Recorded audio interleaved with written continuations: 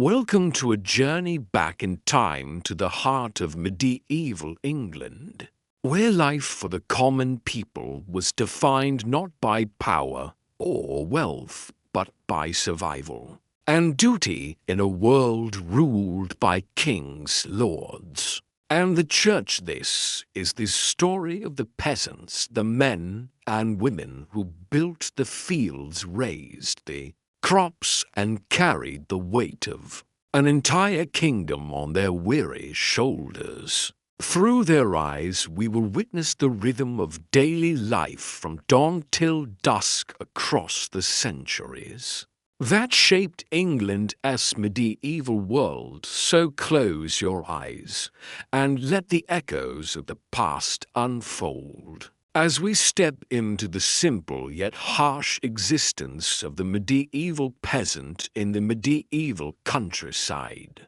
England was a land of villages scattered across the green, fields of manors ruled by powerful lords and knights. Most people living in these lands were peasants who worked the soil from sunrise to sunset. Bound to the land they were born on, the social order of the time was known as feudalism, where the king granted lands to nobles, and in return the nobles owed loyalty and military service, while peasants offered labor and crops. The typical peasant family lived in a small village surrounded by farmland, woodland, and a church that stood at the village center, both as a place of faith and as the social heart of the community. Their homes were simple, made of wattle and daub walls, with thatched roofs and floors of hard earth, with little furniture except wooden stools and straw beds shared by the whole family. Clothing was rough and made of wool or linen dyed in dull colors, and every garment was handmade, often patched and repaired through generations. For the medieval peasant, survival depended on hard work, the rhythm of the seasons, and obedience to their lord who controlled every aspect of village life. Each day began with the sound of the church bell calling the peasants to labor. Men worked in the fields, plowing, planting, or harvesting, depending on the season, while women tended animals, baked bread, spun wool, and cared for children to had duties from fetching water and firewood to scaring away birds from the crops. The village fields were divided into strips, and each peasant worked several strips scattered around the manor as part of the open field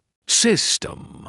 They owed the lord a number of days of free labor known as corvée, along with rents in grain, eggs, or livestock. Life followed the agricultural calendar. Spring meant planting, summer meant tending crops, autumn brought the harvest, and winter was a time of mending tools and surviving the cold. Meals were simple and repetitive, mostly bread made from rye or barley, a pottage of vegetables, and sometimes a bit of bacon or fish if fortune allowed. Water was often unsafe, so people drank weak ale, cold small beer brewed at home, and even children drank it. Work was constant, but there were breaks on Sundays and feast days when the church allowed rest and celebration, offering a rare taste of joy in a life of toil.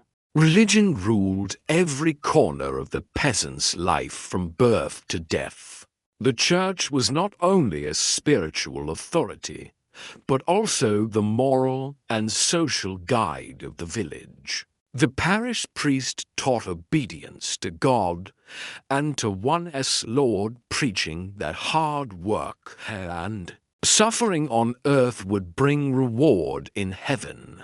Peasants attended Mass each week and celebrated holy days like Easter, Christmas, and harvest festivals with prayers, songs, and feasts. Superstition mixed with faith. People believed in charms, blessings, and omens to protect them from disease, bad weather, and evil spirits. The church calendar shaped their world, marking when to sow and when to harvest, when to fast and when to feast. Every milestone of life was blessed and recorded: baptism, marriage, and burial, all under the shadow of the church tower. Even though peasants were poor, they often gave offerings to the church, believing it would save their souls and bring luck to their harvests. Life for a medieval peasant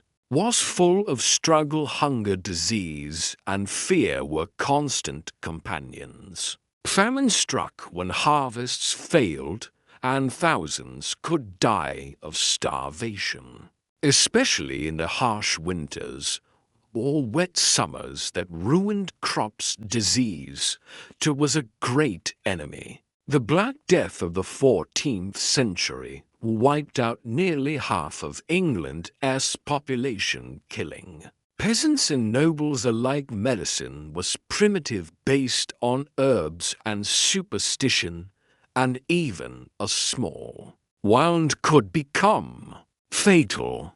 Taxes were heavy. Peasants paid rent to their lord, tithes to the church, and taxes to the king, leaving little to feed their families. The law was harsh, and justice favored the rich. Even stealing a loaf of bread could lead to public punishment, or worse, women faced even greater hardship. Their lives were bound to the home and field, working from dawn until night with few rights or freedoms. Yet despite this, peasants found strength in community. They shared labor, tools, and food, helping each other in times of need. Their songs, laughter, and tales around the hearth brought comfort and unity against the weight of a cruel world. As centuries passed, the life of peasants began to change. After the Black Death, labor became scarce, and surviving peasants demanded better wages and freedom from their lords. This led to revolts like the Peasants' Revolt of 1381, where common men stood against the nobility for the first time in English history. Though crushed, the spirit of freedom had awakened, and over time serfdom began to fade. The rise of towns, trade, and money economy slowly replaced the old feudal bonds.